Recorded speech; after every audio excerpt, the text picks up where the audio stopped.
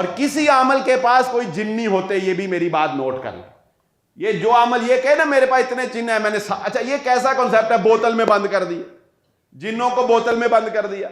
अच्छा जी वो जला दिए, कबीलों के कबीले जला दिए, सब कहानियां बनाई हुई हैं लोगों को बेवकूफ बनाने के लिए। कोई जलाना नहीं होता, कोई बोतल के अंदर मैं इनकार नहीं कर रहा जिन्नात का, ना मैं इस इल्म का इनकार कर रहा हूं, ये इल्म भी है, लेकिन इसमें 98% लोग फ्राडिये बैठे हुए, सिर्फ एक दो बंदे जो है वो हक वाले सच्चे होंगे, 98% लोग जो है वो इसमें बिल्कुल फ्रॉड बैठे हुए।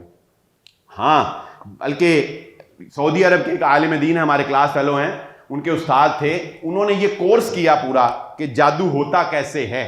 उनसे आज सुबह मैंने तकरीबन आधे घंटा गुफ्तगू की, क्योंकि इस टॉपिक पे जुम्मा पढ़ाना था। तो बहरहाल ये बात सच, वो कहते हैं कि 13 तक गिरें होती हैं। जादू, काला जादू जो है वो 3 गिरें लगाकर जब किया जाता है तो वो बाहमी हिफाजत के लिए किया जाता है। 5 गिरें लगा के किया जाता है तो वो सुलह करवाने के लिए किया जाता है।